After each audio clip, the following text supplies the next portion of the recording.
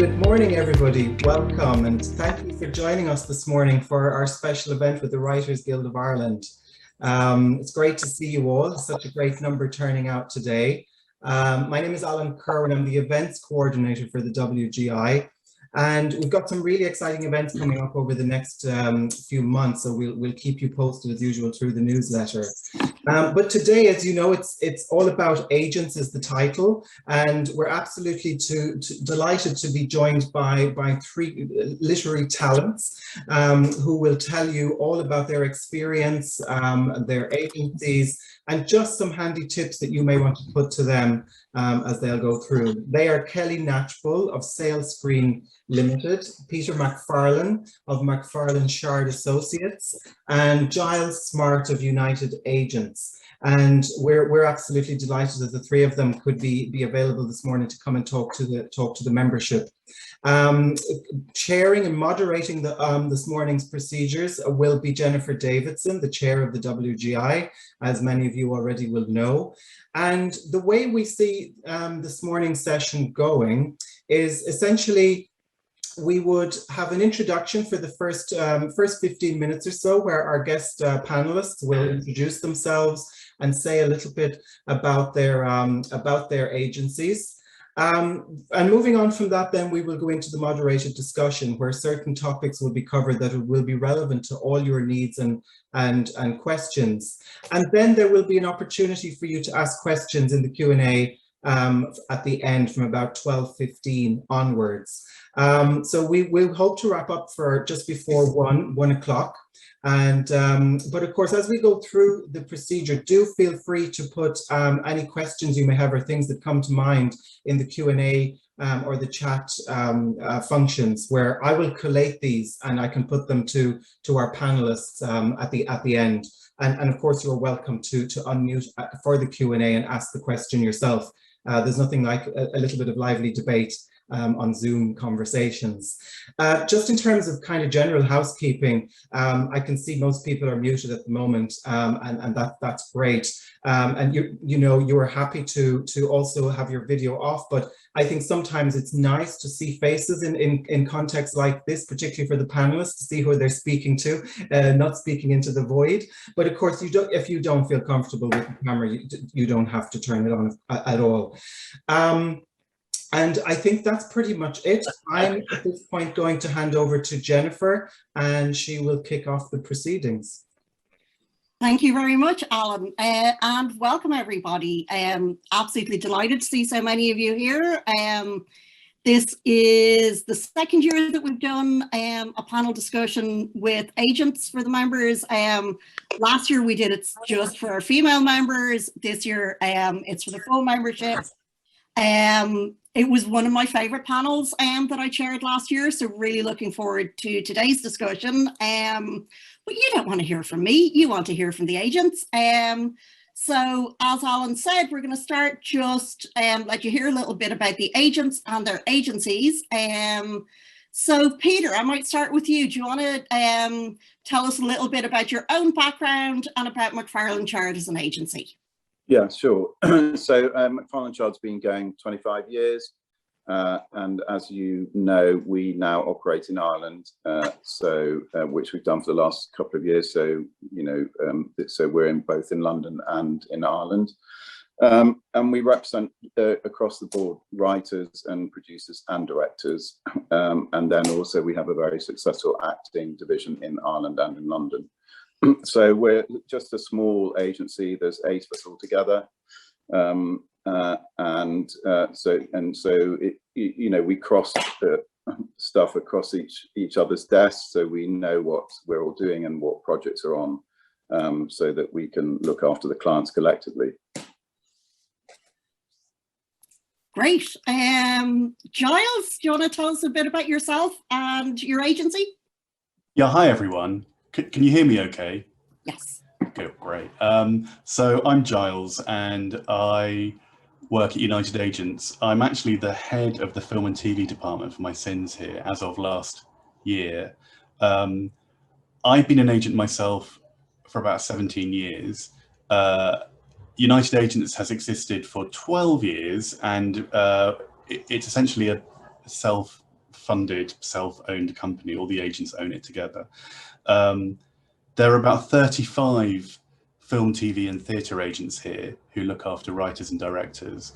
And then we have a separate books department for novelists and non-fiction writers, and the actors department for acting clients. So we're all under one roof, but we are essentially, I guess, a collection of small businesses, each looking after our individual lists. It is quite a big agency.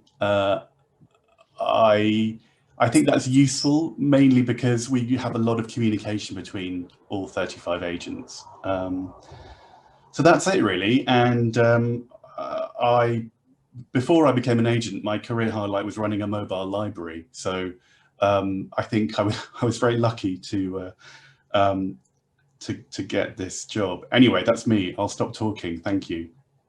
Thanks, Giles. Kelly? Running a mobile library sounds amazing.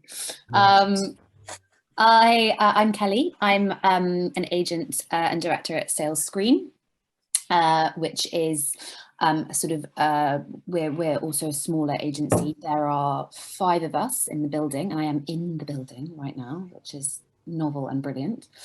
And we've got we're part of a sort of bigger sister group of companies with a below the line agency and an acting agency. So although we're small, we kind of have affiliation with 2 other similar sized agencies, so that we feel that we have a kind of bigger reach of understanding, because it is all about information and about relationships and contacts for us, certainly as agents, so that we can do the best possible job for our clients. So that's sort of how we found our way of having a bigger presence whilst keeping ourselves small, because that's what we like.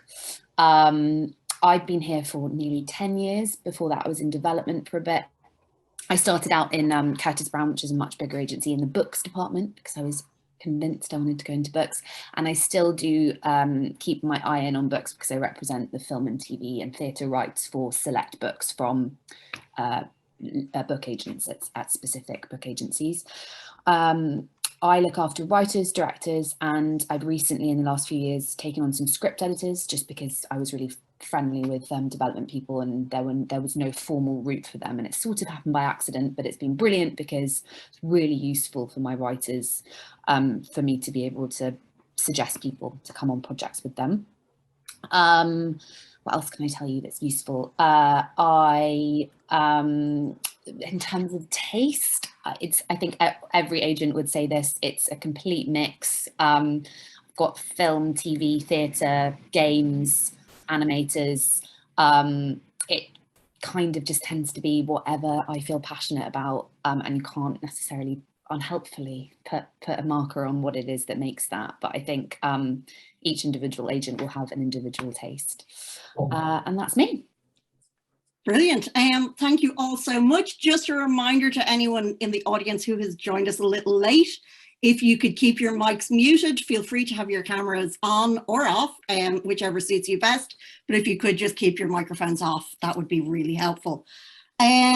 So my next question is, I mean, writers would love to think that you're all just sitting there at your desks waiting for us to email you, and that is all that your day consists of, but clearly it's not. So maybe you could give us just a little insight into what an average day might be like. Now, obviously, the pandemic has changed things massively for everyone, but just to give people a sense of a day in the life. Giles?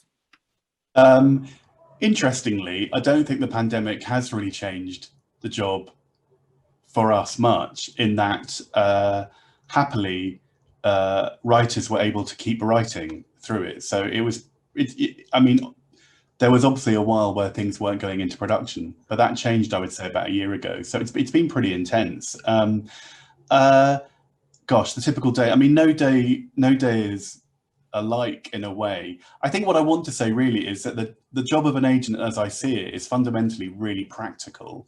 It's a very practical role, and we exist really to get our writers work and then get them the best possible deal that we can.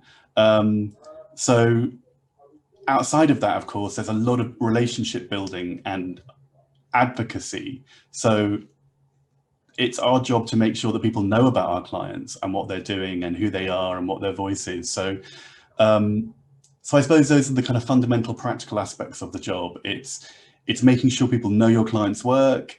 It's finding out what work is out there for them, then hopefully getting them that work, doing the deals, making sure they're paid, very, very practical things. Outside of all of that, there's a kind of, I suppose, kind of emotional aspect to the job, which is just being that sounding board, supporter, champion, and all of that takes up a lot of time, really. And then you've got to know your client's work, so there's a lot of reading involved as well, because I don't see how you could even begin to represent someone effectively without being, you know, intimately acquainted with their work and what they want. Does that make sense so far?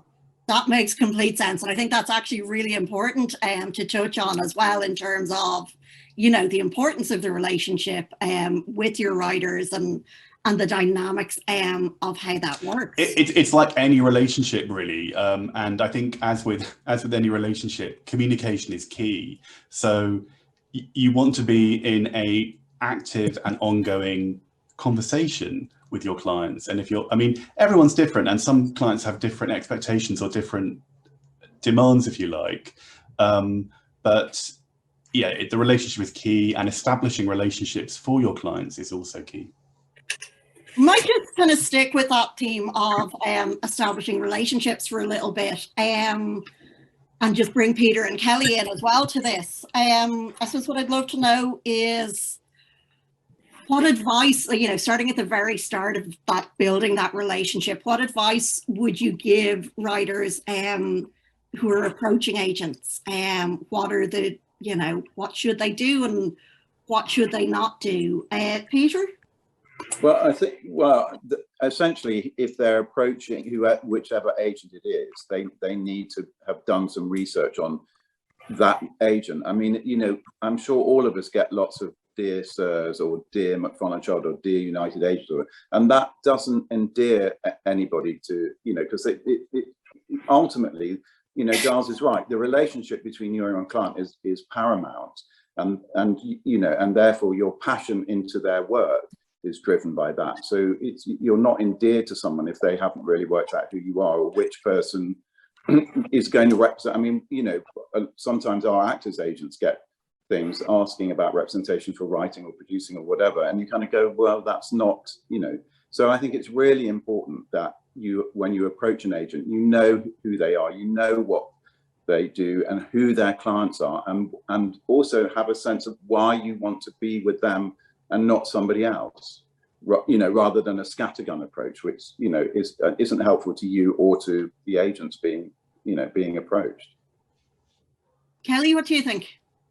Absolutely agree. I think it's such a fundamental thing that you need to do. It's just do a bit of research, because I think if it, you know, obviously we try and get back to absolutely everyone who writes to us, but I'll be honest, if it's a dear sirs email, I don't get back to it, because you get a lot of emails, and if we spent all our time answering the general ones, we would never have time to look after our actual clients. And you know, as agents, it is a balancing act, because you get to a certain point where you have made a commitment to the people that you're looking after, and you have to spend the majority of your time looking after them, and so you stop actively looking and searching. You know, at the very beginning when I started, I would make sure that I went to every fringe festival going, and I was pounding the pavements, really looking and actively searching for people that excited me. And that's how I found my first clients, because I actually didn't inherit a list. I wasn't an assistant. I came in and sort of started taking people on straight away.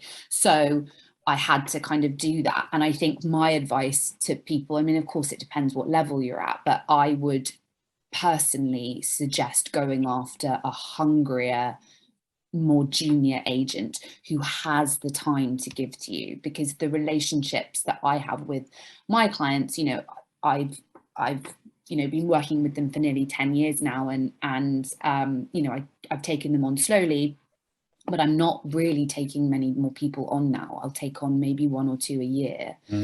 And the reason for that is not because there aren't brilliant people out there, it's just because I don't have the space, and I can't risk letting down the people that I've already committed to.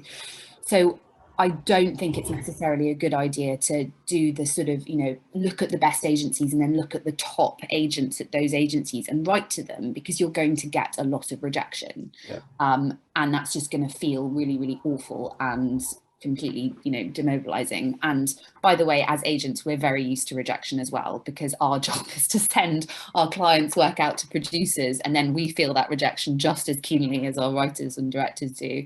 And it can really make an impact. So I think the research element, I would look at the agencies that represent people that excite me, but I would always be led by the agent, not the agency, because that's who you're going to have the relationship with. And it kind of doesn't matter what agency they're with. It's just about how your relationship is with that specific agent. And then I would try and work out, it's normally quite evident from a website, sort of what clients they look after. Do you think you'd fit on that list? Talk to them about their clients. Say, I know that you look after this person, that really excites me. And I really would encourage you to go for people who are sort of, you can normally tell because they're an assistant to a sort of more senior agent, and they're therefore going to start taking people on. If they're not already, they will be about to. And then you develop relationships. They've got time to read your work, to give you feedback, to actually have an input that's really going to be beneficial to you. And that would be my kind of main piece of advice, that if I was a writer, I would definitely be doing, having seen how the interior of the agency world works.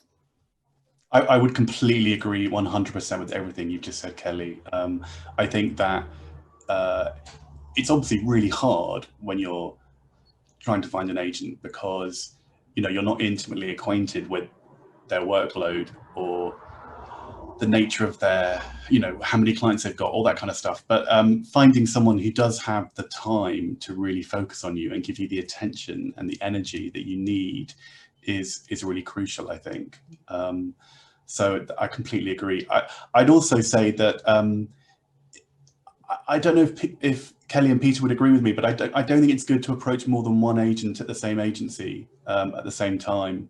So I think you should, some people do that. They will write to sort of, 6 agents at the same agency at once, and that just never goes down well and doesn't really work in your favor. So I'd say that.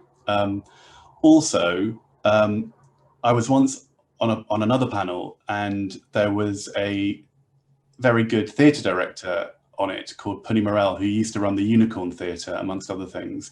And she was asked how best to approach artistic directors of theatres, but I think this holds for agents as well. It's fairly brutal advice, but try and keep your email as short and concise as possible, because the number of emails that we receive is fairly overwhelming on a daily basis. And if you are sent a kind of really long kind of essay, it's actually really hard to take in and focus on. So I would always send one script, the script you're most proud of, your favorite script, and then keep the email as concise and punchy as possible, having done, as Peter said, your research. Actually, yeah, go. He's after you. I was going to say, I agree, because ultimately it's the work, it's what we read of your writing that is going to, help us make a decision, prior to meeting you as to whether we want to represent you or not. So absolutely. And I would go one step further than that, which is I would ask if you can send something, because then you get an engagement already, and you've already kind of got the interest of the agent. So I would email and I would say, this is who I am. Keep it as brief as possible. That is so key, because actually, if you see that you have to scroll down on an email, it sounds awful, but like you've lost them already. Like you want, and there are certain keywords that will stand out. So, say if you've had, if you're a theatre writer, name the places that you've had readings or you've had shows on at, and obviously there are some that are going to stick out more than others. Give a key kind of breakdown of your accolades. Have you won competitions? Have you taken part in schemes? Have you had places on people? Have you been with good producers or worked with talent? And then say, I would like to send you a sample, let me know if you're interested. And we'll get back and say, you know, yes or no. Sometimes it will be like, look, I just can't read right now. But then at least you know, and you're not sitting around waiting.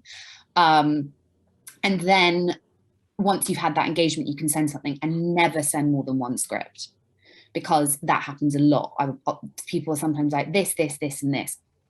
We don't have time to do that. And that's not because we don't care. It's not because we don't fully appreciate the amount of work that you put in, and we fully appreciate that you're good. But you need to be able to know which of your pieces of work best represents your voice.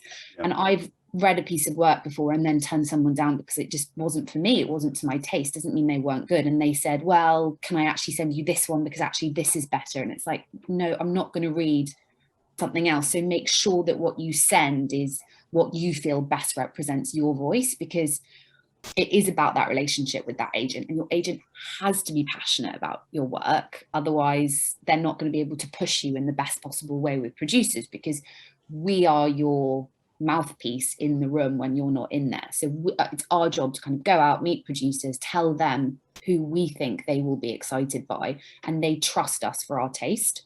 So we have to be passionate about you guys. That's the kind of first step. So I think that's really true, Kelly. I mean, the amount of energy that is needed in a way to sell someone effectively it's a lot. So we do have to wholeheartedly love the work we look after.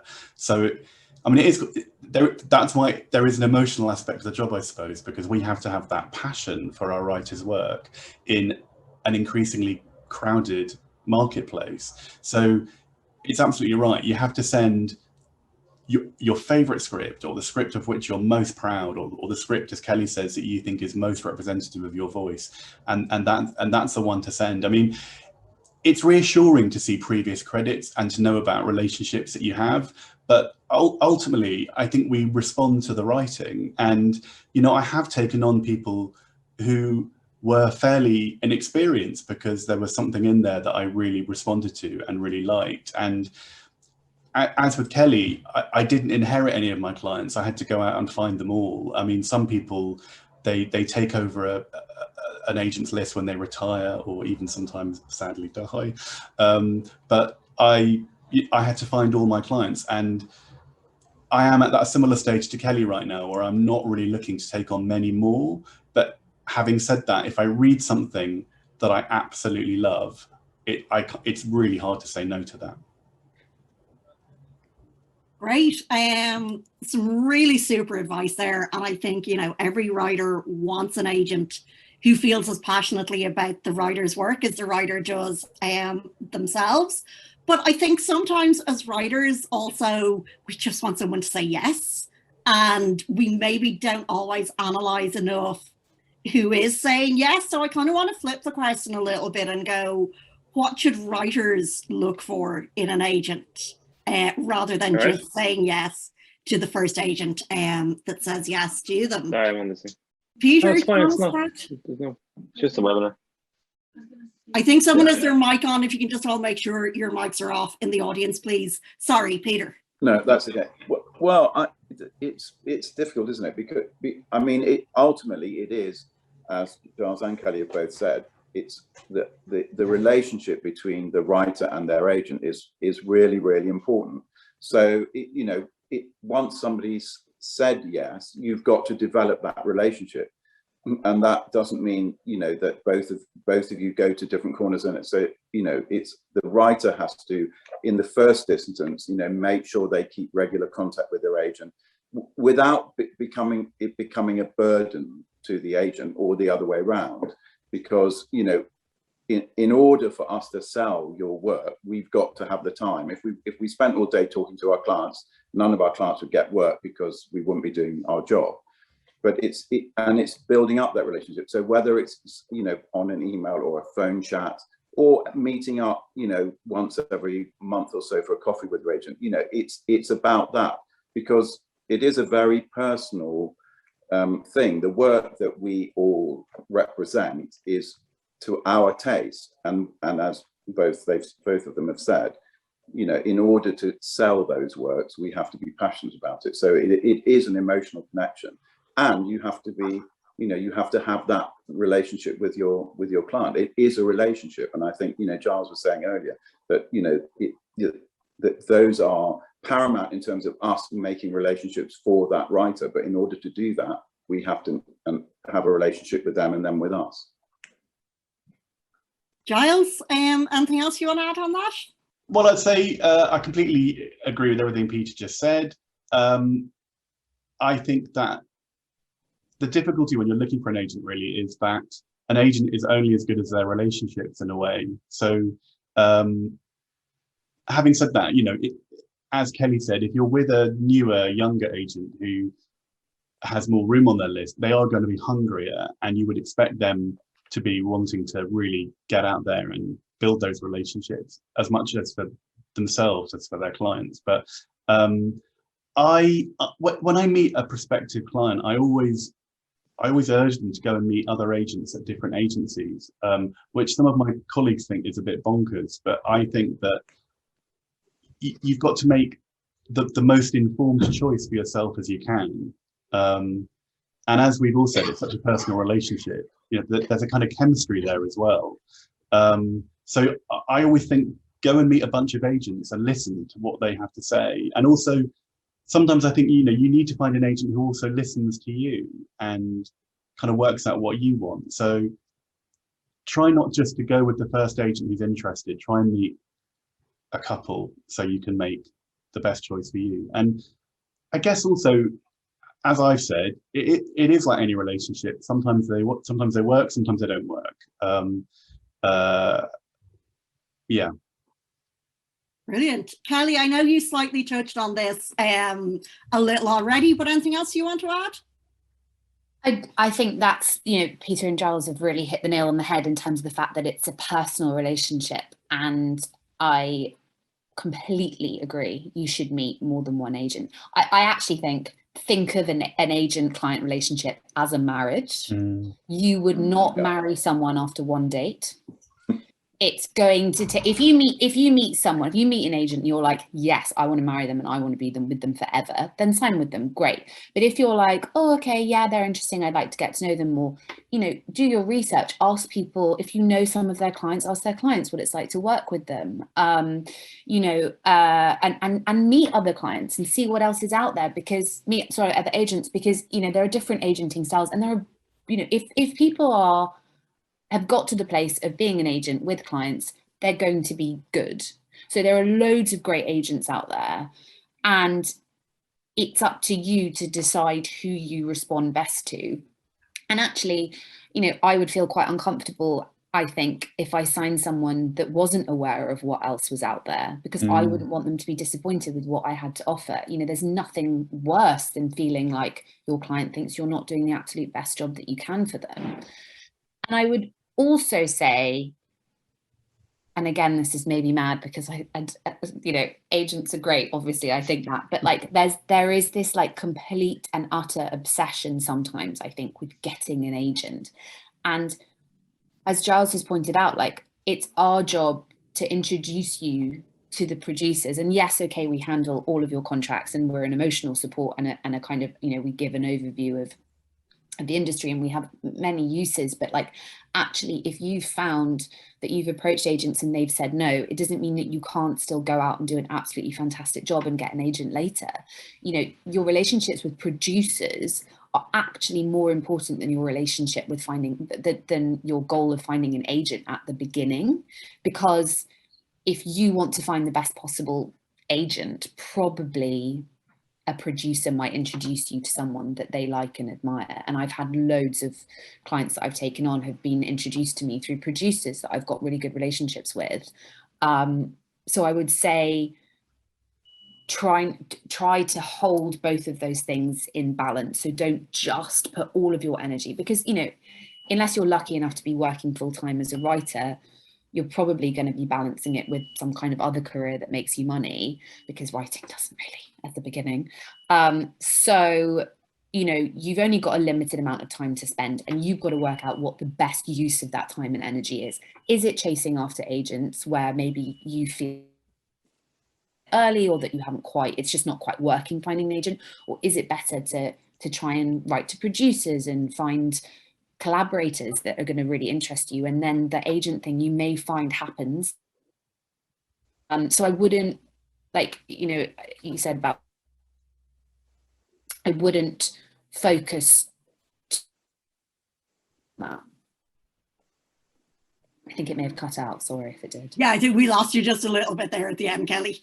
I was basically just saying we are important, but don't forget as writers how important you are. Without writers, there is nothing. There is no content on TV. So don't lose sight of how important you guys are, and don't kind of, you know, and writing is confidence as well. Like, don't, you know, the world is not out to get you. It's not, you know, if you're being rejected, like, that is part of it, and try not to let it destabilize you, because we need writers. We need them desperately. So don't stop writing.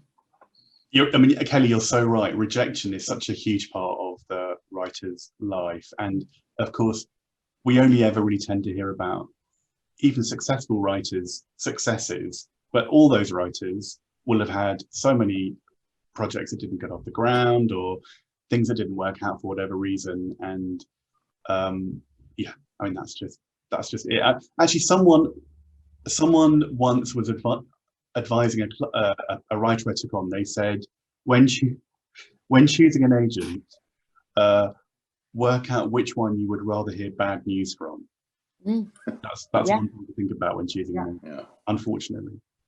That's really good advice. And I think let's stick on that topic of bad news and rejection just for a little bit more, because it is something that, you know, it's part and parcel of a writer's life, right? And, you know, we deal with it sometimes daily. And I think, you know, there's lots of us here today who, you know, have that spreadsheet of agents that they've approached and, you know, have got the wonderfully polite no, or haven't heard anything, or, you know, it can be really tough when those rejections are coming in.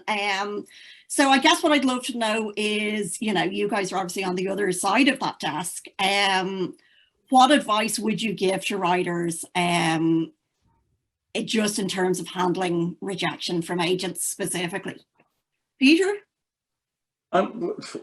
The thing is that our industry is made up of rejection, and you know, we as agents are dealing with rejection, you know, every day, because as Giles said, you know, our clients' work isn't always picked up, or a client isn't taken onto a project where they want to write on, or whatever, and sadly that's part and parcel of it. So you've got to accept that if you're entering this industry in any capacity, really, that's going to happen, and you can't, and you know, I think Giles has said it very well, and Kelly as well, you can't be put off by that. You can't be brought to a standstill because an agent or a producer has rejected your work or you. You know, you've got to sort of, you know, believe in your work yourself, and I think that's the most important thing, and particularly at the beginning. You know, if you've got a great script and you know you can write, you've just got to keep pounding away, and eventually, you know, it is true, you can't hold talent down. Eventually it does come through. So you've just got to bear that in mind, and realize that it's not just you. You're not the only person who's being rejected. Yeah, I think that's really important actually for writers to remember, because we work in isolation so much. It can sometimes feel like it's only us, and it's not. It never is. Giles? Yeah, I mean, if I'm saying no to a script or someone who's written to me, I mean, I'm stating the bleeding obvious, but it is just my subjective opinion. That's all it is. And an agent who has a career as an agent, you would hope, has some instinctive good taste, but it's still subjective. It's still just my opinion. Another agent elsewhere may feel entirely differently. So I think that's the key thing to remember. Great. Kelly? Yeah, I think, you know, I've turned down people that are really, really good, that they just weren't right for me. And I think, you know, you only have to look, if I look here, for example, there are 4 of us agents here. brilliant people on all of our lists, all working professionally, earning money, doing the job. I wouldn't have taken on the other agents' clients, and they wouldn't have taken on mine. It's such a personal, subjective thing. And I'm coming back again to that dating analogy. Like you wouldn't, if one date went badly, never date again. And you wouldn't make finding someone to date the only thing that's important in your life. So, you know, rejection from agents is, you know, it's inevitable. You will, and of course there are always those really annoying case studies of someone that writes to the first agent and gets taken on, which really is, you know, unhelpful for everyone. But I think that's another thing that I would say is just don't measure your success against any of your peers, because it's really unhelpful. And a peer group is really important. So, you know, everyone here, I hope that you would be talking to each other and helping each other and discussing, you know, rejections and how much they hurt, and everyone would have experienced it. But equally, like, there will always be people that are luckier than others, or, you know, things happen more quickly for, and that's actually really unhelpful for you to measure yourself against that, because it happens at different times for every single individual, and you will find your own way to it. And so I would just say, in terms of rejection, like, it doesn't mean that it's not going to happen. It just means it's going to happen in a different way. And it's so easy for us to say, like, have a thick skin, but you have to have self-belief, because if you don't, no one else is going to believe in you. And, you know, when we were talking earlier about, you know, reading someone's work and loving it, absolutely true. You have to love the work, but then you have to meet the potential client and get on with them. You know, the work can be brilliant, but if I don't feel that I have that connection with that person and they're going to trust me, I would still not take them on. So yeah, that's my waffly advice. That wasn't waffly at all. That was really helpful. I mean, I'll just throw this out there. I had a colleague who is sadly no longer alive, actually. Anyway, they famously turned down J.K. Rowling. I think 12 people did. You know. Yeah, good to keep that stuff in mind. And Kelly, you kind of touched on this a little bit already, but, you know, that notion that writers can get quite sort of focused on getting an agent, and, you know, that will be the thing that will help kickstart their career or take it to the next level. But perhaps we don't necessarily think about what happens after we get the agent and what that does, and that, you know, it's not always a magic fix. So could you all just talk to us a little bit about what happens when you take on a client, and, you know, how that relationship builds? Giles? Well, I would say, kind of echoing what I've said before, it's really about building relationships and advocacy. So it's about, you've got to hit the ground running. You've got to have a great script to go out with, whether that's, you know, a play or a TV pilot or a feature film or whatever. You've got to have the work to go out with, and then start getting those meetings with the client and building relationships. So it's about that. You've got to go out with the work and start selling, essentially. I mean, I think Kelly and I might have had similar experiences in that we both kind of started looking after emerging writers. I mean, I'm never quite sure where they're meant to be emerging from, but I was told by a colleague then, so about 15 years ago, that it takes at least 8 years to kind of establish an unknown writer. And I think that is true. It takes time. In some ways, I think that may have got better now, but it still takes a fair amount of time and hard work.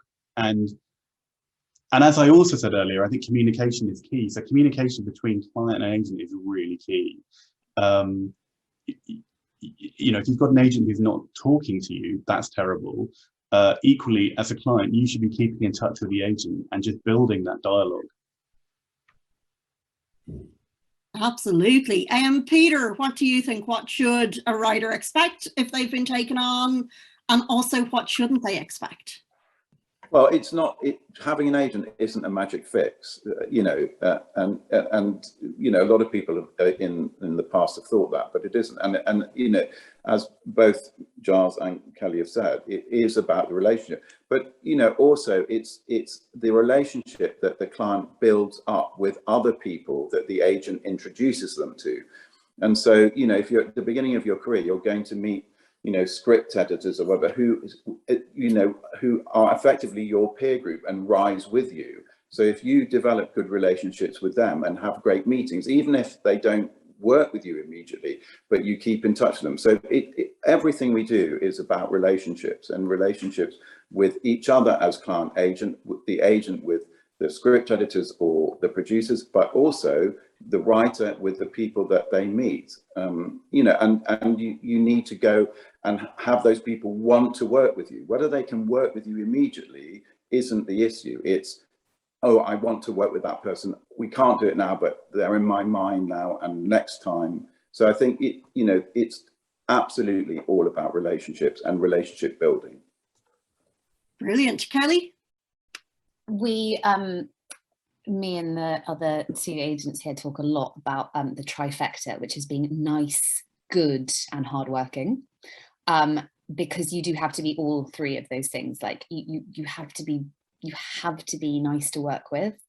And luckily that's being cracked down on more in the agency, in the sort of agency industry, theatre, TV, film, whatever it is. You know, it's really been cracked down on. You have to be collaborative. I think I want to make a distinction, especially for writers, about relationships versus networking. You don't have to be someone that's like super social out there meeting people every 5 minutes, because I think that's a personality type thing. And I think a lot of writers aren't necessarily complete extroverts, and that can be really overwhelming for them and kind of feel kind of terrifying. What we mean about relationships is, you know, we will send you out to meetings, but we're not in the meetings with you. We set them up. You are the ones in there having the meetings. It's on you to talk about the things that you're excited about and try and be authentic in the meeting, and then follow up. You know, we'll follow up, we'll drop a line and say, you know, thanks so much for meeting them, hope it went well, let's keep in touch, what did you think, kind of thing, and ask for feedback. But I really notice a difference between the clients that are like, can I have so-and-so's email so that I can follow up and say thank you for their time and send them something, versus the people that just don't do anything and I have to prompt them. You know, you can be proactive in that way. And I think one of the things that we don't do is we don't do the work for you. We are enablers, but it doesn't mean you have to work less at all. In fact, it might mean that you have to work more, because we're going to send you out to more meetings. We're going to ask you to come up with more samples. We won't take anyone on off the back of one script. We'd want to see more than one, because we're not just interested in representing someone for one project. We want to work with them long term over a career.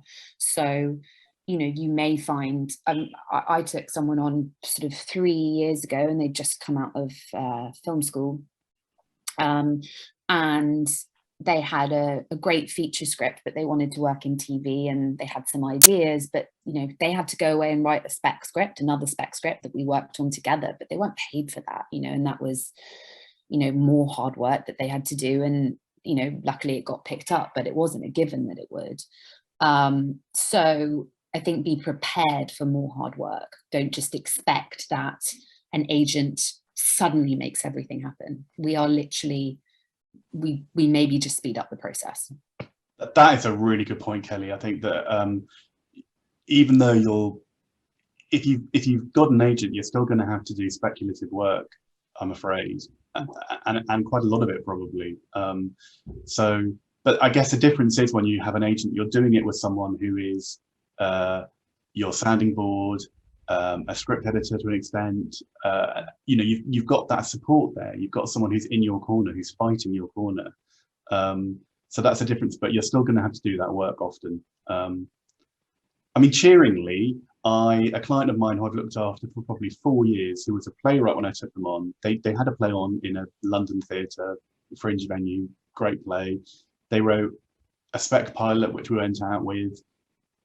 That then got them a lot of meetings, relationships. It was optioned by a TV producer.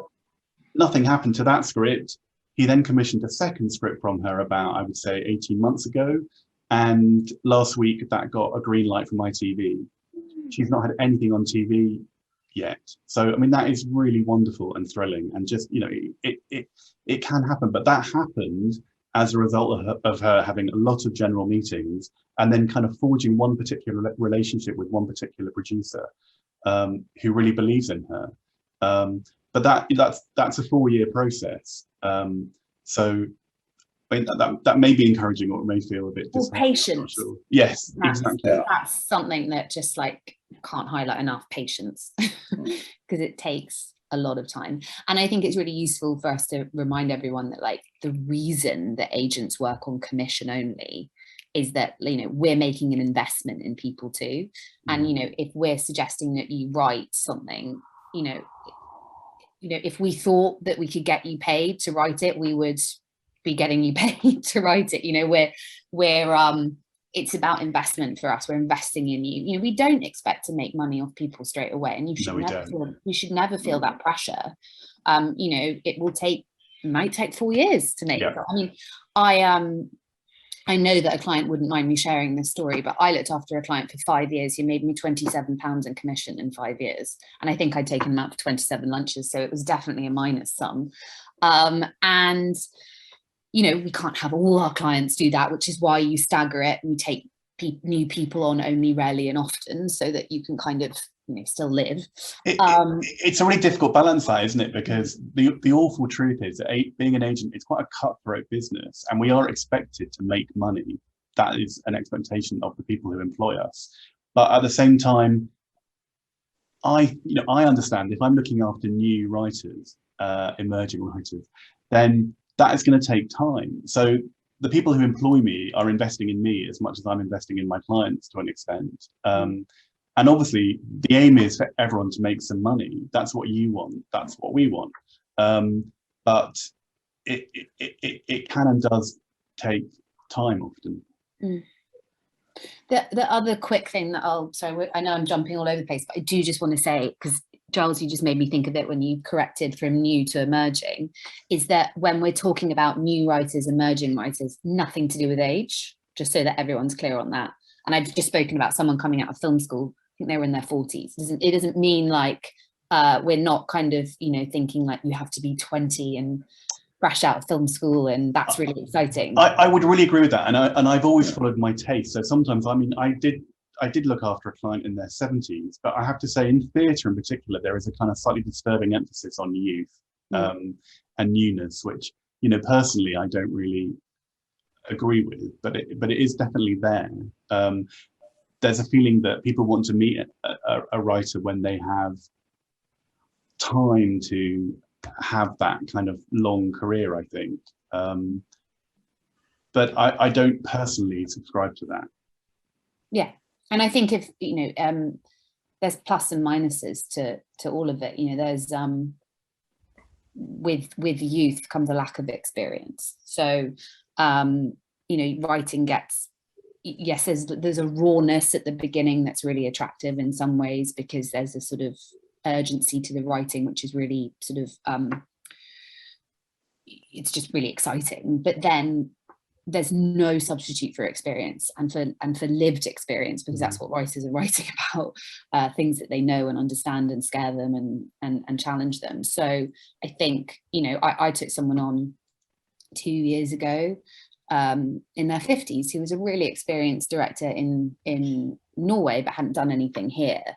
And it's been an absolute joy working with her, because she's a complete professional, and, you know, things are still slow, you know, they're still happening slowly, but, you know, it's yeah, I want to make that clarity. And Giles, it's right that there is ageism in the industry for sure, but I don't want people to be discouraged from like pursuing sort of agencies and relationships sort of regardless of age.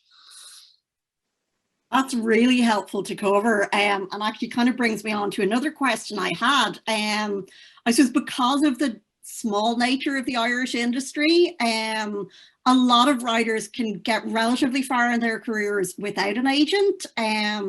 And particularly, I know I can see a few faces in the audience, you know, with a lot of writers in continuing drama, or, you know, who have sort of a fair level of credits here, but that those credits wouldn't necessarily, I guess, register in the UK, perhaps. And so, you know, for many of those writers, and I'm one myself, you know, you do get to a certain stage where you go, I want to move to the next level. I want to, you know, look at doing bigger kind of primetime shows, for example. And that can often be kind of a Kickstarter to start looking for agency representation in the UK. But how does that work if you're coming with a lot of, you know, very specifically Irish, say, TV or film credits? Peter, I might start with you on this one. Yeah, I mean, I think ultimately you've got credits, and that's that's the most important thing. People want to see that you can write, obviously. They want to see that, you know, if you're writing on already formatted shows, that you deliver within that format. And obviously that, you know, if you've been rehired and rehired, it means you're, you know, people like to work with you. So all of those things are pluses. You know, it doesn't matter that the work is Irish. You know, the same could be said of the English work and English writers that want to go and work in America, whatever. It's really about the quality of the writing, the fact that people can see that, you know, you've been rehired and you've done all this work, and to have, you know, again, it's going back to having a really good script, which again is your voice. So, you know, on top of all of the work that you may have done, you need also to have the script that we've talked about earlier. And that, you know, so it doesn't matter that you're an Irish writer. It's about your writing and your voice and what your CV says, and that you've been rehired. Giles? And therefore you'll, you know, people like to work with you. I'd really agree with that. I mean, I think currently I have 2 Irish clients, and I would put them up for anything that I thought they would be right for, anything that they wanted to do, you know, great. I think there's sometimes a kind of,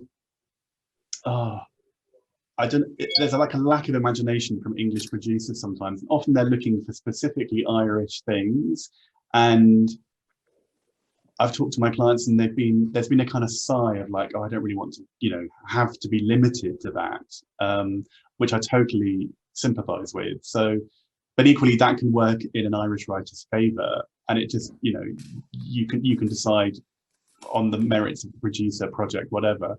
But I completely agree with what Peter just said. I mean, if you've got those broadcast credits, that's really meaningful. Kelly? Yeah, I would absolutely agree. I think credits are credits. And the only thing that I would say is that, you know, you've got to be realistic with yourself about whether what you're writing is appropriate to an audience outside of Ireland. I mean, that's the only thing that you need to keep in mind, is that if you're wanting to kind of like write bigger, you might have to speculatively write something bigger if you've not got an example of it. And you know, if it's a sort of a very Irish set story, then that's only going to be appropriate for a smaller group of producers. But that doesn't mean that it wouldn't get made. But I think there's actually, if anything, a really positive bias towards Irish writers, because there's such an amazing Irish literary history, and there's a big interest in the UK for Irish writers. And I would just point to what COVID's done, which is a lot of bad, but also meant that it's less UK centric and less London centric, which is really good. You know, I actually took 2 people on right at the beginning of the pandemic, which was kind of mad if I think about it, but they're Irish writers. I've never met them in person, and I've never done that before. I've had a lot of Zooms, but people are really interested in them because they're Irish. You know, it's actually one of the things that's really interesting people. And both my Irish clients live in Ireland, so yeah, that's no obstacle. No, much less so now. Yes, I mean, particularly in the, you know, post-COVID sort of situation, we're all so used to Zoom. But I agree, it doesn't matter. It doesn't matter where you live, provided you can go to a meeting if necessary. That's all that matters. Great. And in terms of kind of then, you know, your spec script as an Irish writer approaching UK agents, should it be, you know, even if it's something that's, you know, incredibly Irish as a spec script, if that's the thing that captures your voice as a writer, are you better sending that? Or should you write something that's a bit more UK focused? Well, I think if you've got a script which you're passionate about, it doesn't matter it's set in Ireland. It's about the voice of the writer. So it could be set in the UK, it could be set in America, but you know, wherever it's set, it's got to show your talent and your voice. So I don't think it doesn't matter. You know, you know, if somebody engages with it, then that's what you need. So you know, and if you're passionate about it, that's, you know, it's like writers. You know, we're probably all constantly asked by writers, well, what should we write next? And my answer is, well, what is it you really want to write about next? Well, do that, because we can't second guess what commissioners want, and commissioners can't second guess what they want. You know, when something arrives, they have no idea what they want. They have no idea. It's when it gets on their desk and they go, oh my God, that's great. That's what they want. Also, they go through. There were years when they kept saying, oh, we don't want anything historical or period, and then Downton Abbey happens, and then that's what they wanted for a while. So I mean, they have no imagination, and they just follow the trends, really. But I completely agree with what Peter just said. I always say to writers, you should write the thing you're compelled by. The thing that most excites you, write that. The only distinction I would make is, just to make sure that everyone's aware, is that a spec script, the intention behind writing it should not be that it gets made. Actually, it should be that it's just a really good example of your voice. I mean, I have, and I'm sure Peter and Giles, you would agree, like the majority of writers, when they start out, they'll have a spec script that gets everyone interested, but that's not the one that gets made. But it unlocks the interest, and that has to be authentic, and it really doesn't matter where it's set at all. It's just you just have to have in your mind, like, it might not get picked up. That's a really useful distinction to make. Thanks, Kelly. I want to ask another question, I suppose, which is slightly at the other end of the getting an agent scale, where some writers will have had agents and had, you know, a relationship with them for a number of years, but are maybe at the point of going, you know, this marriage is not as exciting as it was 5 years ago. Would you have any advice for writers kind of at that stage who are thinking about changing agents? Any do's and don'ts, any words of wisdom, Giles? It's a very interesting question. I mean, when I take a client on, I'm hoping it's going to be for the long haul. So I'm hoping that it's going to be a long and happy marriage. But, you know, that's not always the case for whatever reason. I think that sometimes writers are unhappy in their career for many reasons, and I think sometimes it's easier to say that's the agent's fault than anyone else's. But equally, I would say if something really isn't working, then of course you shouldn't stay in that relationship. And in terms of writers approaching me who are coming from another agent, I mean, I'm going to consider them in the same way that I would consider a new writer. Does the work speak to me? Does the work excite me? How can I work with this person? Is it a relationship that's going to work? As Kelly said, are we going to get on? So those are the things I'm asking myself again. I think it's interesting. I think there are some writers who will stay with one agent all their writing life, and then some writers seem to kind of move around a lot more. Go ahead. You're not. I'm busy. Gossip. No, not allowed. Peter? No, I agree. I think I mean, I think the first thing is, you know, if you are unhappy, then you need to be open about that and talk to the agent, and you know, because there may be something in terms of, you know, that somehow the communication's broken down, whatever. I mean, you know, but at least then there's an honest discussion, and then you might be able to move forward. And if not, then you're leaving having discussed it, and you know, both people hopefully being decent about it. But I think, you know, ultimately, if you're approached by a writer, you're approached by a writer, and you know, as both Kelly and Giles have said earlier, you know, You know, it's about what speaks to you, and it's our taste. You know, somebody else might like it, and somebody else won't, and that's just, you know. So it doesn't matter. You know, it doesn't matter to us as agents if they're coming from another agency. We're going to look at the work, you know, and if it engages us, then we'll consider representing them. It's all about communication, as Peter just said, and as you know, you've got to communicate, and if you do have some kind of blip, you just have to talk about it and hopefully work it out, really. But yeah, I would find it hard. I think I would find it really difficult if a client had been, you know, feeling that I hadn't been doing a good enough job for them and that they wanted to leave, and they hadn't sort of flagged that to me and given me an opportunity to kind of talk about it with them, because it might be that it's a mutual thing. And sometimes I can imagine that, you know, if something hasn't worked out, getting a new agent might just breathe life into it and get another pair of eyes on it, and I can totally appreciate that. And I think, I mean, maybe I'm more sensitive to this because we're a small agency, and so I'm really aware of the fact I want good relationships with other agents. But I would, if someone was coming to me and saying that they were with someone and they were wanting to move, I would want to find out why they want to move, because would I necessarily be able to do anything different than that other agent, because they're a really good agents, you know. So I would just, that's the only thing that I'd be cautious about, is I wouldn't be put off as long as I'd had a conversation with them and they were like, it's just not working. Yeah, you're right. You've got to find out what they felt didn't work. I completely agree. Yeah, and I think it's also that kind of delicate conversation, you know, that with your existing agent of going, this isn't working, and, you know, I suppose it's, and because we've talked a lot about that emotional connection, you know, it can be a really difficult conversation to have. Yeah, and you shouldn't avoid that confrontation, because actually, and this is why you should be really careful about which agent you take on, and don't just say yes to anyone, because it is, you know, it's a breakup, and it should be discussed. You know, I think you owe your agent that. And similarly, if an agent was gonna let a client go, they wouldn't just suddenly be like, this isn't working, goodbye. That it would be a conversation about, you know, is this working? What can we do to make it work? Are you happy?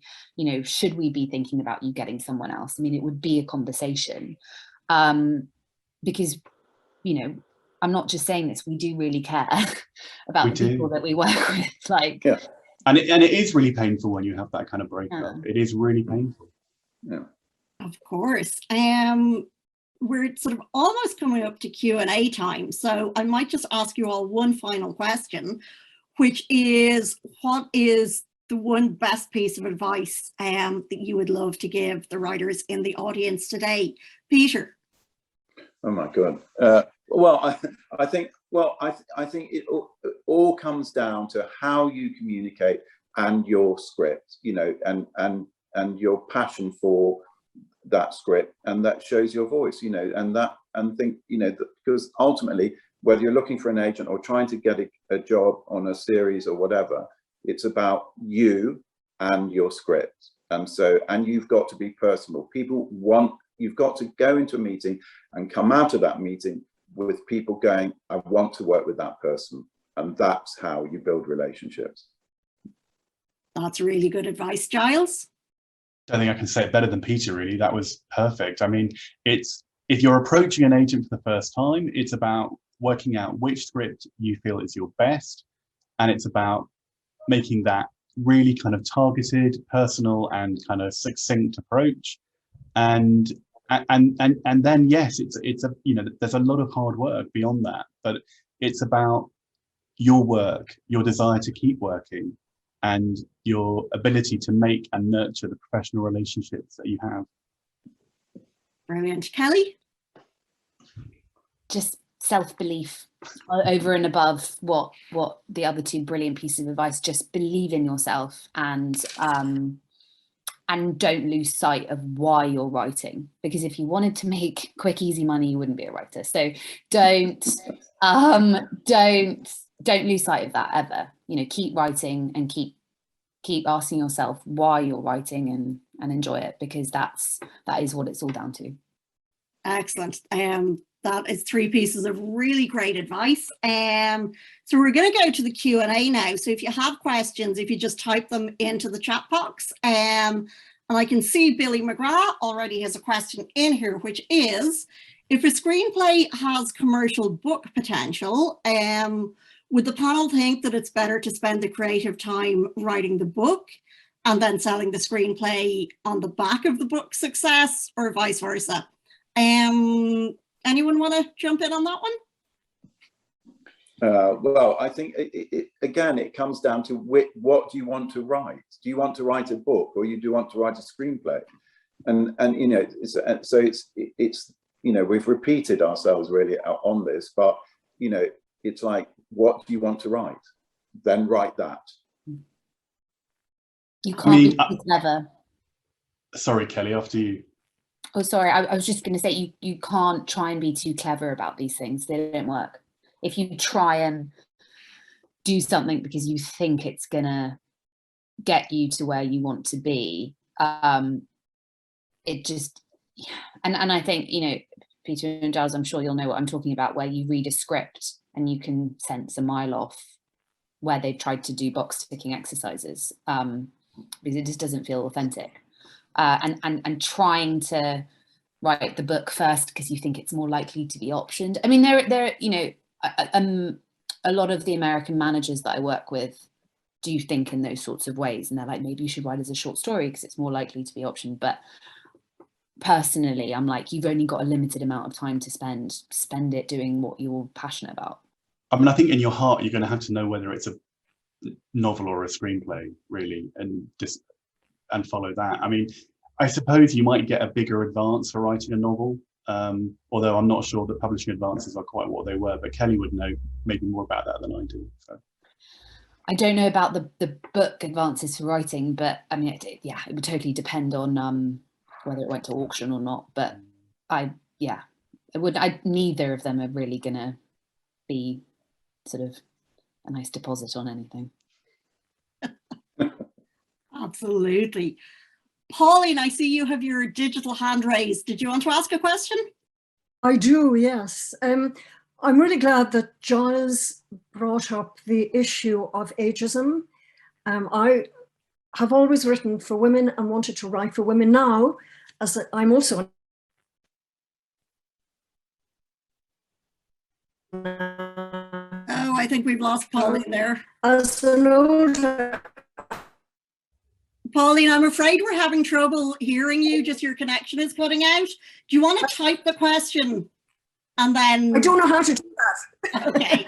I don't know how to do it. I think I'm back again. I've turned that off. I'm really glad you mentioned ageism. I want to write for older actresses, and I have written for older actresses, and I'm always shocked at the kind of technique and credentials that older actresses have, and the life wisdom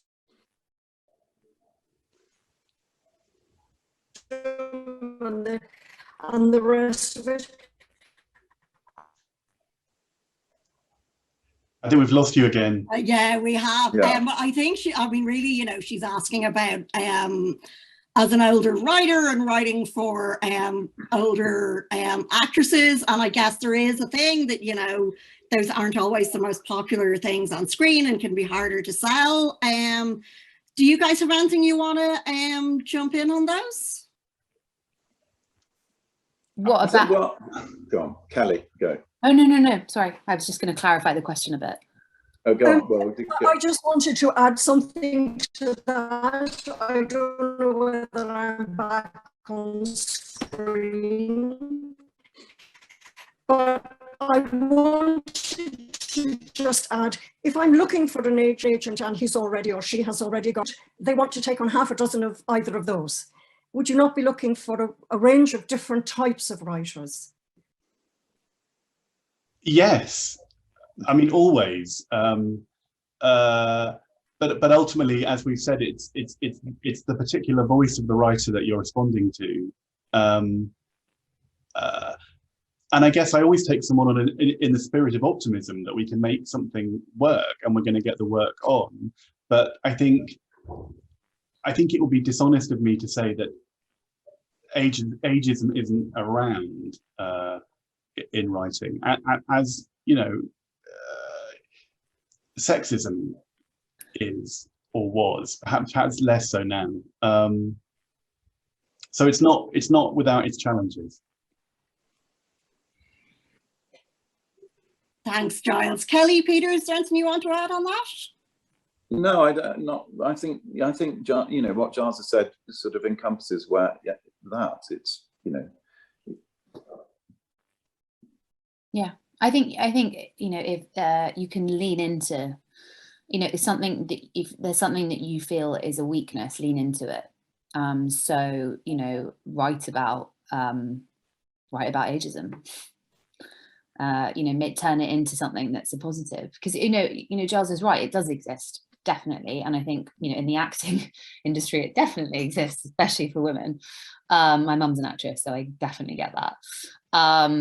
But it's changing, and there are, you know, and it's only going to change if people write their parts, and you guys are the writers, so it's on you as well, and then it's on agents to represent them. So brilliant. Thank you all. So the next question I can see here is from Joe. And Joe says, if you write a TV pilot and there's concern about the IP of the main character, would you advise writing a play for proof of concept and to secure the IP, or just fight for the pilot? Joe, do you want to just unmute yourself there and maybe just give us a little bit more detail about what you're asking there? Yeah, so I have a script. It's a pilot for a comedy, and the main character is a tribute act to a famous person. So there's concerns about the IP around it, and I was talking to somebody who recommended that it might be better to do a stage play to secure the IP, because it might be tricky to get it produced. Is that anything that you might have any input to, or is that too vague? Or well, is it what are you concerned about? Is it that the I guess that it's not in the public domain? Is that what you're worried about?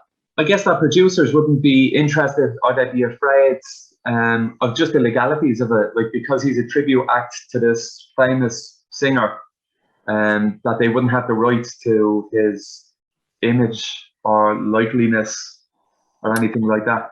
Well, it would depend if that person was. It depends if it would include. I mean, look, IP and life rights are always complicated. So yeah, the producer would be the person that would have to look into that.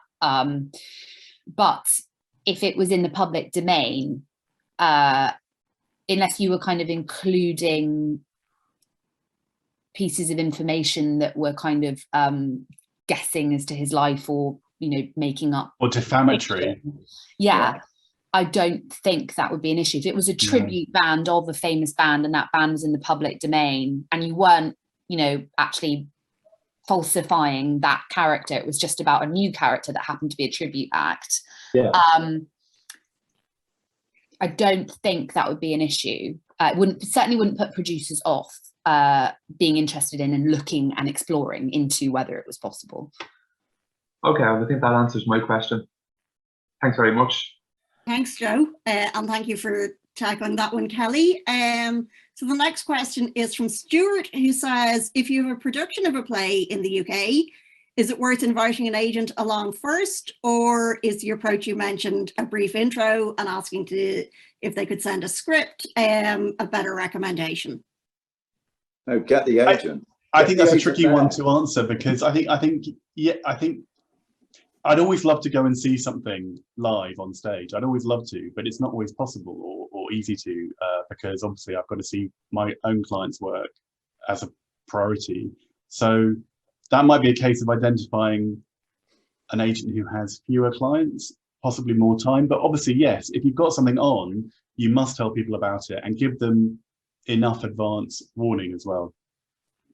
Yeah, and also, I mean, most of us have assistants. So if there isn't if there's something that really interests us, but we can't go, we'll send an assistant. And then, you know, and then if the assistant comes back and says, oh my God, you've absolutely got to see it, if, you know, you can fit it in, then we will. So in a way, there's sort of, you've got, you know, a couple of chances of the work being seen.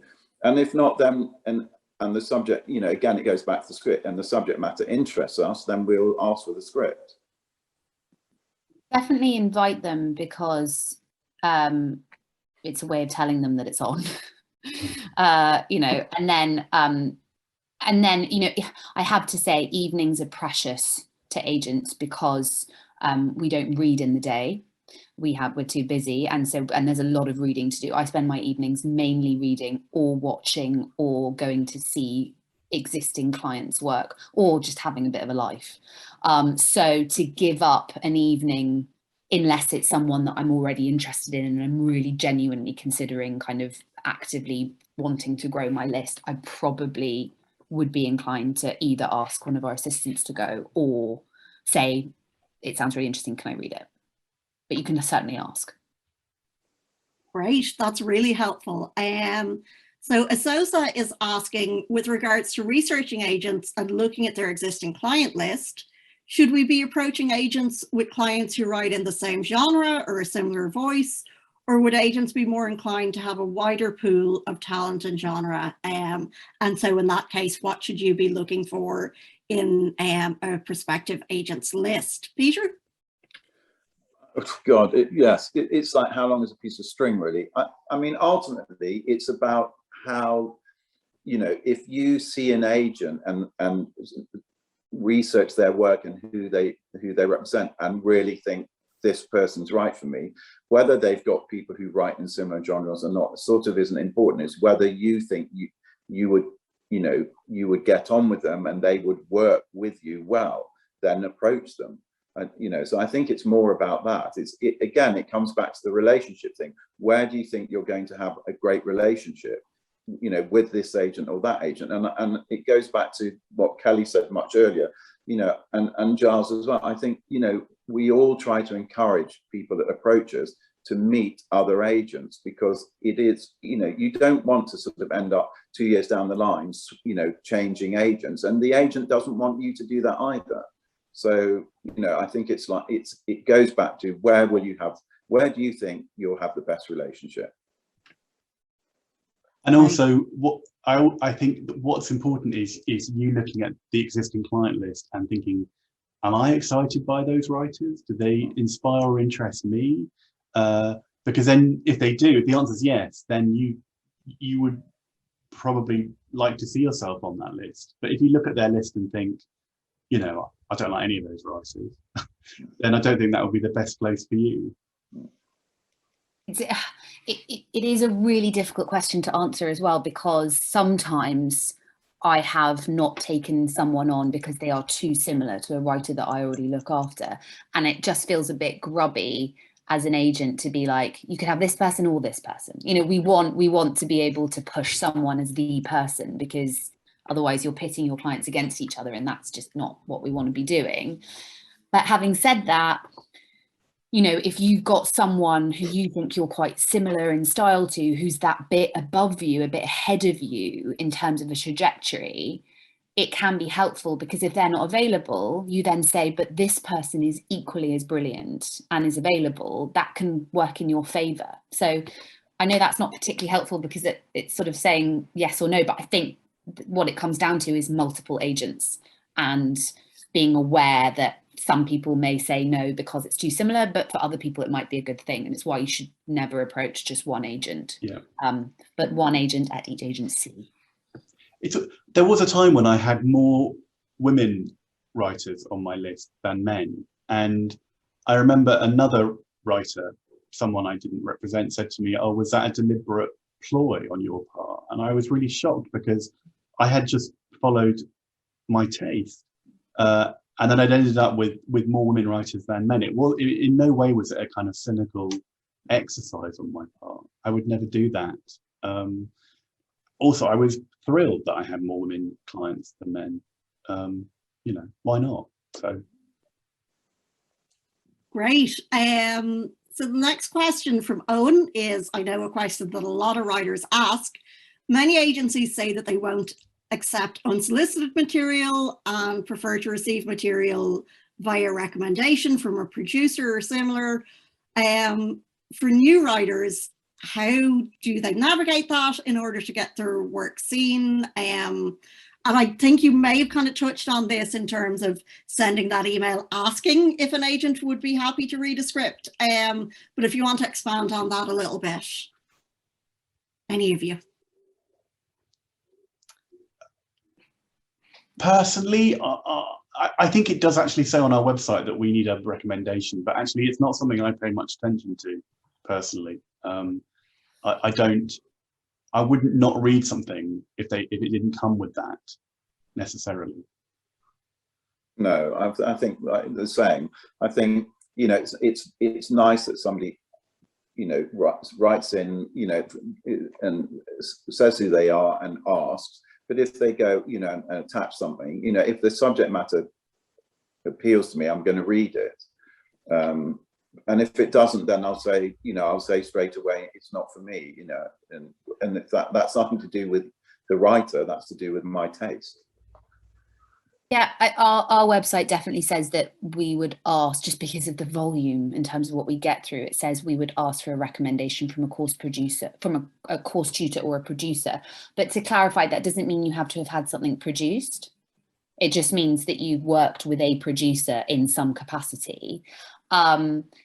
Because what we can't do is we can't take someone on who's just written one script and not had any experience with showing it to anyone or collaborating, or, you know, or hadn't like tried to get stuff moving on their own, because as we said, like, we don't do that job for you, you have to do that job. So we would take someone on at the point where they had figured out that they wanted to be a writer and kind of tried to do it a little bit as well. Doesn't mean that you can't be very new to it, but you have to have had the intention. So that's what that filter is on the website. So I think everyone here as part of this group would qualify to write in.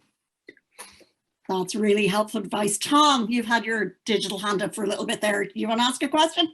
Yeah, hi guys. I'm a writer and performer with a particular interest in comedy, and I suppose the ultimate goal, I really look up to people like, you know, Sharon Horgan or Aisling B.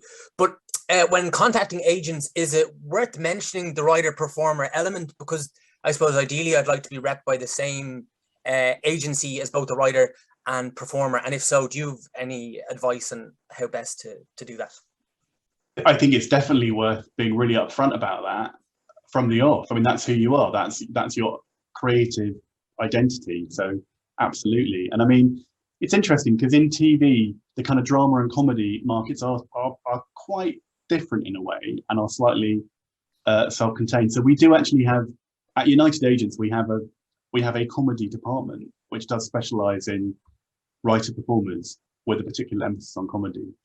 That's not to say that I wouldn't represent someone who wrote comedy, but there are agents where I work who do specifically look after writer performers. But I look after a number of writers who perform their own work, particularly theatre makers, I guess. I mean, it wouldn't put me off at all. I'd just be interested.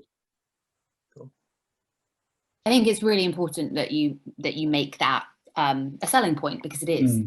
And it's who you are. So you should never try and sort of bypass that. But I know what you mean about wanting to be represented by the same agency. I suppose the only question that I would have is, what do you write to perform, or do you perform sort of because it's a way of getting your writing shown, and work out what your passion is, and then you can work out, maybe, do you want to approach an agent that would represent you as a performer first before you represent someone that would just do it as a writer? Because I, for example, look after writers who are actors and act in it, but I think being a writer performer is quite different, and I don't represent anyone per se who does that. And I think you might want someone with a slightly different skill set, so it would just require a little bit more investigation, I think. Yeah, that makes sense. Great. Thank you for that. Yeah, thank you. Thanks for the question, Tom. So Paul is asking about agents taking on writing teams. And of course, you all take on writing teams, but is there anything you want to say about that dynamic, or, you know, are there any differences in representing a team to just an individual writer? No, No. I look after No. 2 writing teams. I find it fascinating, and I think it's great. It makes I don't know if you as part of the writing team find this, but a lot quicker.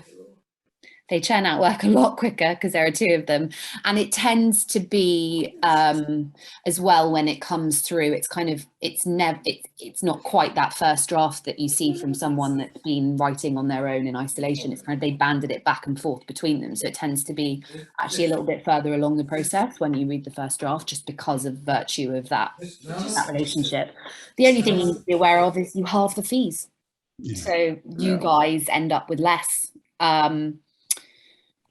Which is a choice, but no, it's not off-putting. I love it.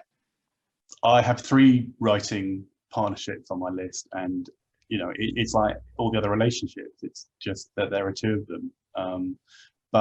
And also within those partnerships, one or other might want to write occasionally on their own, which they do, and that's fine by me as well. So. Yeah, you just have to make sure that you guys are communicating between you about Exactly. when you're doing it on your own, because I would always be really wary of that relationship, because you know, you represent people as a team and then individually, but there just needs to be a communication of if you're doing something that's not together. That's what I'd say. Great. So the next question is from Joseph, who is new to the world of theatre and film after a lifetime in print and radio media. And I think we kind of touched on this with Pauline's question as well, but he's just asking Giles if there's something else Giles would like to say about ageism in theatre. I mean, I would say don't get too hung up on it, really. I think I can't deny that it isn't something that is possibly present or a factor, but I do also think that you've got to believe in the work. It goes back to self-belief, as Kelly said. And actually, not a client of mine, but someone I know, a friend of mine, he's got a play opening at the Arcola, I think next week, and he is in his late 70s. So, you know, don't despair. Be optimistic, because, you know, it's ultimately all about the work. Brilliant. Thank you for that. Melissa is asking, if you have a pilot script, a comedy pilot, who do you approach first? Melissa, do you want to just unmute yourself there and maybe just explain your question a little more? Yeah, I suppose sometimes you read that you need to go to a producer first, and then you read you should actually go to an agent first. And I just wasn't sure, because it's like, it feels a bit chicken and egg situation.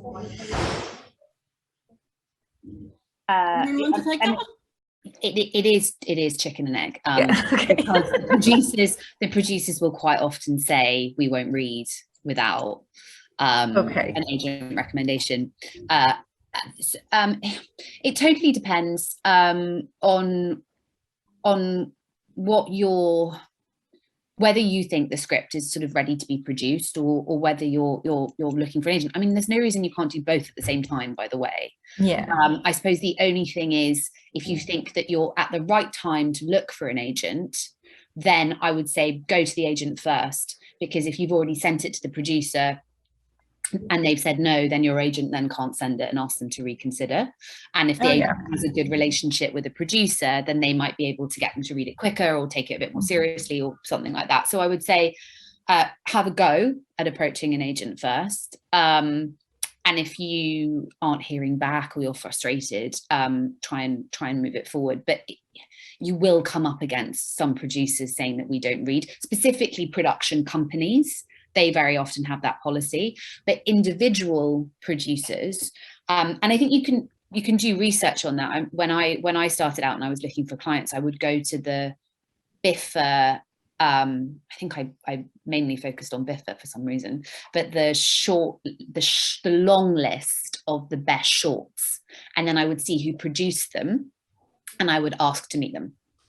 And say, I'm an agent and I'm growing a list and I'd love to know your taste and if you're interested to hear about my clients. And that was kind of how I did it. And I think as writers, you can do exactly the same. You can have a look at whose shorts is a really good way to gauge what level a producer is at. They're still making shorts. They're probably going to want to look for new material, and they're not going to say, I can't read it without an agent. So, yeah. Thank you. Thanks, Melissa, and thanks for that. Kelly, Garrett is asking, do placements in screenwriting festivals like the Academy Nickel or the Austin Film Festival carry much weight when you're sending query letters to agents? Yes. I mean, essentially, anything like that carries weight, because one, you're telling people that you've written something and something's been done with it. So, you know, and simultaneously you're telling people about where it is, where it can be seen. So of course they carry weight. And those festivals, you know, particularly at the beginning for short filmmakers, are really important. Great. Giles, Kelly, anything you want to add to that one? No, I agree. Oh, I think that's completely right. Perfect. Now I see we have a couple of hands up. Mac Unfrey, you wanted to ask a question? You need to unmute yourself first.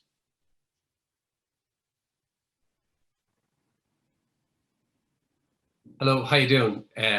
Jer for short, for ease of reference. Thanks very much. Just this, I'm not clear on something, and I think you'd be able to help, but very briefly, my first two plays that were produced were with relatively big theatre companies, and they had their own PR. So the PRs arranged the interviews, and I said, well, what? And they said, what do I say? And they said, no, we've already briefed them. So I just went, interviewed, they went fine. I was then with a smaller theatre company that had a part-time PR, and after opening night, I got a call from the national radio station for to appear on the morning program, and they said our researchers would be in touch with you, and they asked me loads of questions, and it took some time. Then I got another call, and they said we'd get back to you. Then got another call from an evening program, and I said, yeah, grand. They were much quicker about it. And I said, yeah, fine. Then the morning program rang, and they said, well, we're not taking you if you go on the evening program. And I said, you can only do one. You either come with us or go with them. So I went with the others, really because I'm not a morning person and I'm better in the evening. But the theatre were very unhappy about it because for having given up the other one. Now, I really said, oh my God, I wish I had an agent and someone to tell me what to do. But there was nobody that I could. But would an agent have been able to advise me? I'll address the answer to Kelly, I think, because it's playwrights, and I was thinking of an agent who already has similar playwrights of the same style as mine. Sure. I mean, yeah, of course, it's something you could have spoken to your agent about. What the agent probably would have done is maybe recommended that they talk to the theatre producer and kind of include them in that conversation. Ultimately, the decision whether or not the theatre wasn't happy with it, you know, you were between a rock and a hard place, because there was only, you know, if the production companies have said, well, you can only do one or the other, you have to choose, you had to choose. There wasn't a way of you doing both, I wouldn't have thought. But yeah, it was absolutely something you could have spoken to the agent about. Normally in this sort of instance, the agent would just kind of be like, okay, well, I'll talk to the producer and I'll talk to the person who's sort of part-time, and we don't have a magic wand to kind of make it so that you could do both, but it's a support. It's someone that you can kind of have these conversations with, so you don't feel like you're on your own and it's not all on your shoulders. And actually the whole point of an agent is we're that go-between to protect the writers so that they can just focus on the creative stuff. Like, that's the whole point of having an agent, is that we deal with the kind of muckier conversations. Actually, we can have those difficult conversations on your behalf Yeah. in consultation with you. But yeah, we are. That, I mean, I couldn't put it better than Kelly. That's exactly what we're there for. I mean, I spend a great deal of my week having unpleasant conversations. Yeah, that's great. Thanks very much. Thank you. Olivia? Hi, it was a really interesting conversation. Thanks so much. I have a kind of strange question. I've kind of come back to the film industry. I took some time out to raise my kids, and in the meantime, I've written a novel that's being released next year. I'm just wondering, I kind of developed my own projects. So I'm adapting a book from a well-known Irish author, and I'm working with another company, but I don't have an agent. Is now a good time for me to look for someone? Because I guess I kind of put the cart before the horse and just went off and developed my own projects. And now I feel like a kind of pressure with my debut novel coming out, and all these other things are kind of taken off, that I'm thinking it would be lovely to have someone to help me handle all that stuff. In terms of, like, I've been negotiating with Penguin Random House about rights for books, and I'm doing a lot of kind of producer stuff, but I'd love to just take a step back so that I could focus again on my second book and other screenplays.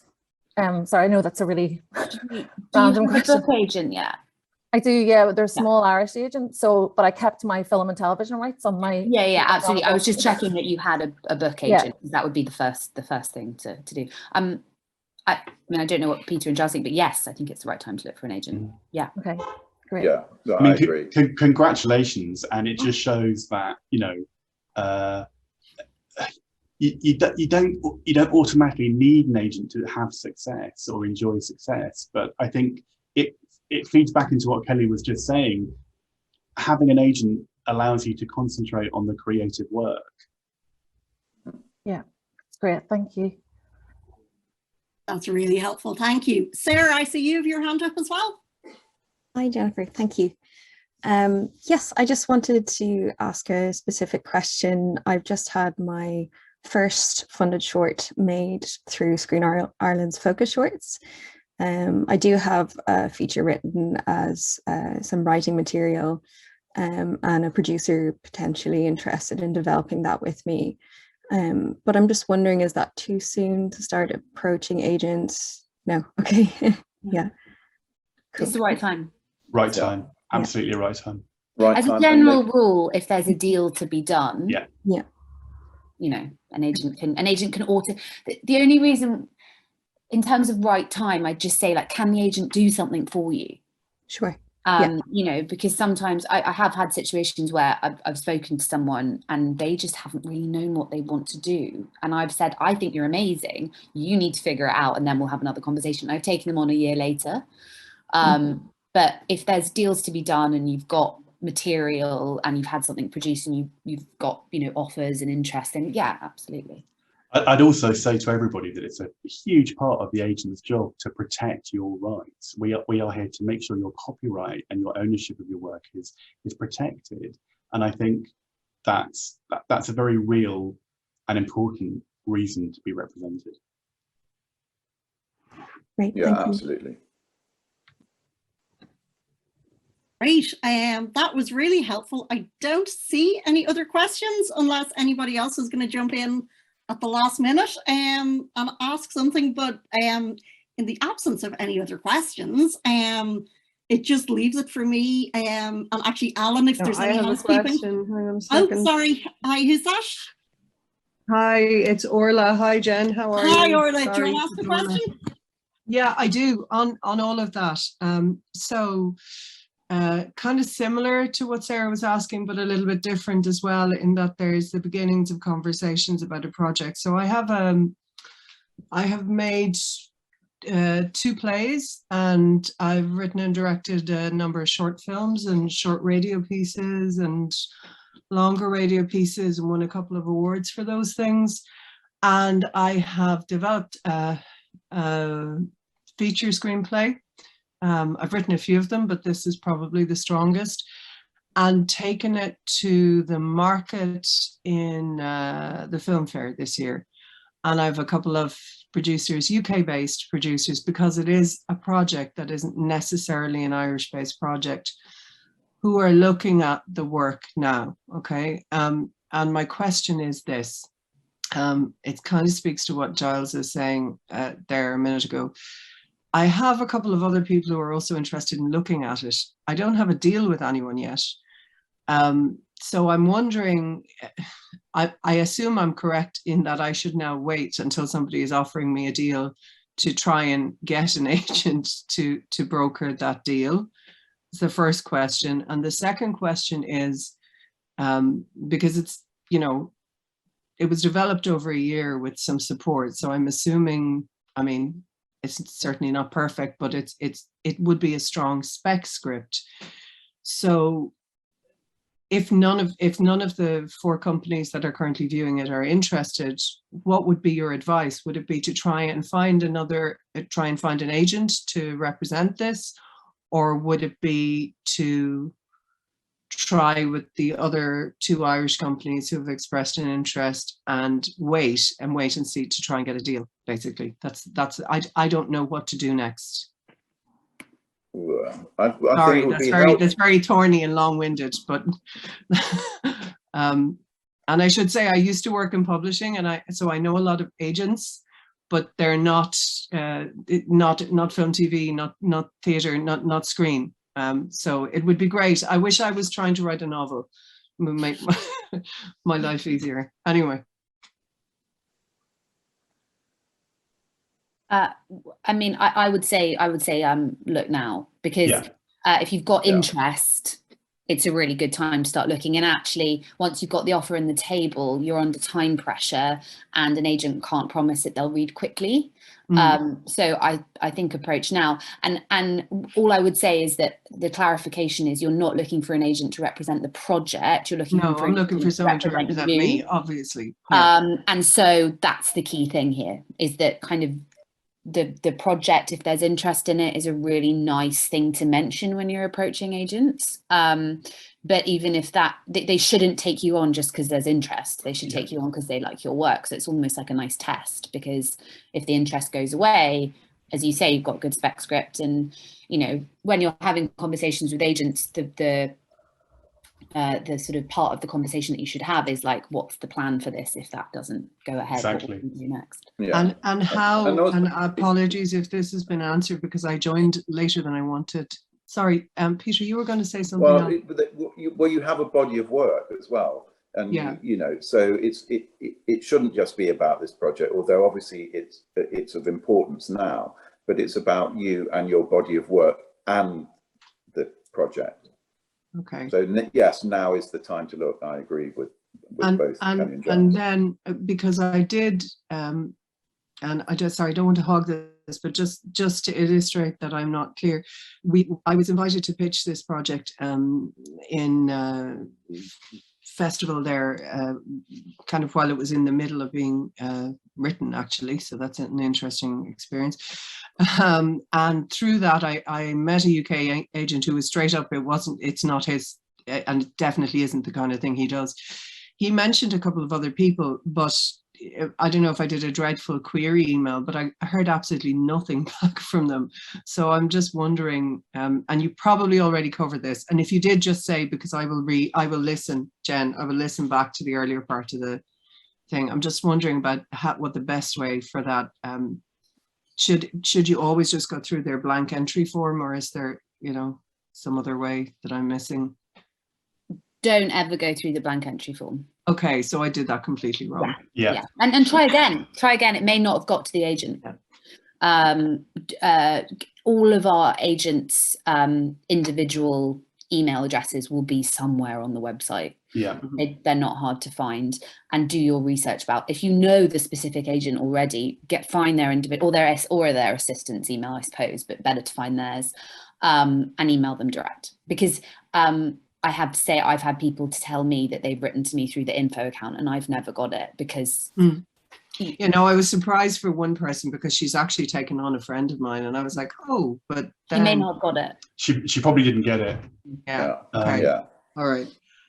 And then last question on this, and I hope this is relevant for more than just me, in terms of, and maybe you've already covered this, and if you have, I'm sorry, the hearing back. So obviously, yes, it takes a while. I mean, it takes months, I'm sure, to get through, even from new voices, whatever. how long is a reasonable amount of time to expect to get a reply? Couple of months. So 2 months, 2 or 3 months? I mean, it's More really, than three, it's right? really difficult because I guess our priority is always going to be our existing clients. Sure. Yeah. So it is tricky. So, and you know, like weirdly, I had a really busy summer, and that's not always the case. But you know, it was all quite intense. So it's quite hard to be accurate about that kind of thing. But yeah. But 2 to 3 months is fair. Probably. I mean, I have to say that in the past, I think I have been worse at responding to submissions. I am trying to be quite conscientious right now. So, okay. yeah, I would hope that would be. Okay. Does that sound right, Kelly and Peter? Yes. Yeah. It's I wouldn't difficult, chase sooner than 2 months. Yeah. Yeah. Okay. But chase. Yeah. No. That's always the thing. Yeah. If anybody knows how to nicely nudge people, that's another seminar. You can just say, you know, well, a nice way of nudging someone is if there's been a further development. So, oh, just checking in, seeing if you've read it. This nice thing has happened. You know, that's a nice way of doing it. But you can also just say, hope you don't mind just checking in, wondering if you had an opportunity to review the material. I mean, it's as easy as that. Cool. I don't know if you caught this, Ola, but I do think that keeping your approaches as short as possible is always really helpful. Yeah, no, because back in the day when I did work in publishing, I was on the other side of this kind of thing for a while. So I know what it's like. I know what it's like to be faced with those inboxes. So like I never do more than 2 or 3 lines of an email. Thanks for the questions, Orla. I don't mean to wrap you up, but no, you're right. A couple of other people. Not 2 or 3 words of an email here. Shush. And I think when you watch back the recording, you'll probably find a lot of answers. Thanks. Thank you. Sorry, everyone. Yeah. No problem at all. Paul, you have your hand up. Do you want to ask another question? You need to unmute. Can't hear you. Hello. Thank you for it's a fantastic seminar, by the way. Really love the insights. So I have a script with my partner, and we had some interest from Hollywood studios. We've done the pitching, and we're in that kind of limbo phase at the moment. I think basically the question's already answered in there. I had my hand up prematurely, but is it a good time now to look for an agent with, we got a couple of name actors involved, we got a producer, so there's a bit of traction going on with this at the moment, but we're not represented. What's your thoughts? Yes, now is the time. Yeah. Okay, so I send off carrier pigeons with expedients to all the agents I can find. Exactly. Okay, thank you very, very much for your time. Thanks, Paul. Sinead, yes, there is time to ask a question if you want to unmute yourself and ask. Thanks a million. Sorry, I'm having a camera issue, so I'll just leave it off. I was just curious about if you're a writer-director, like how does that differ? I know some of you represent writer-directors, but does it differ in terms of your approach to the agent, like what to send? And then once you have a writer-director, like how is that relationship different to just, a writer? It's not really different. It depends on, does the writer-director want to write and direct their own thing, just that, or are they prepared to write on other people's work and direct other people's work? So so that's a conversation that has to take place in order that, you and the agent know how you're going to work.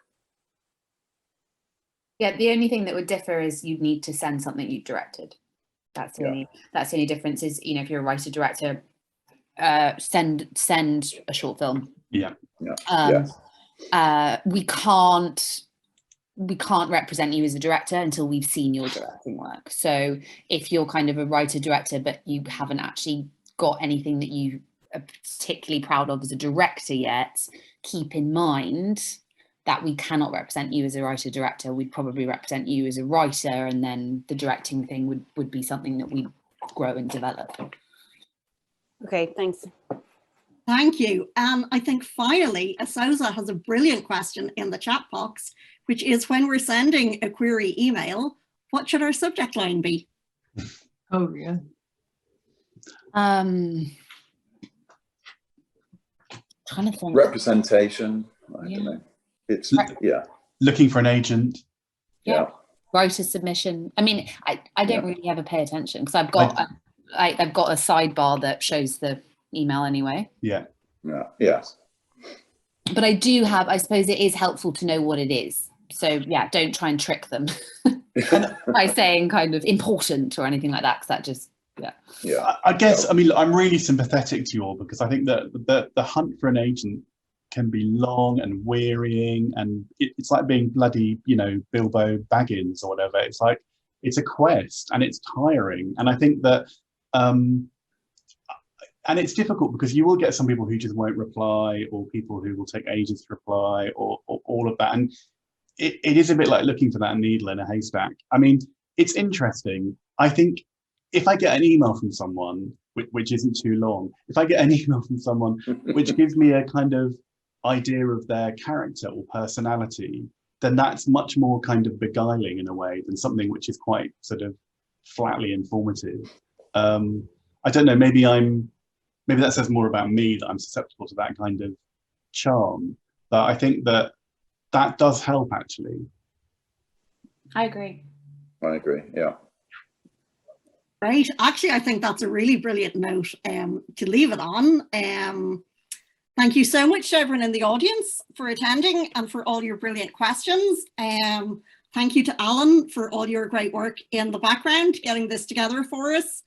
And to Peter and to Giles and to Kelly, thank you so much for all your advice, for giving us your time. And one last piece of thanks, of course, to the BAI for their funding support, for enabling us to hold these events. I've really enjoyed it. It's been great, and I hope that we get to see you all again really soon.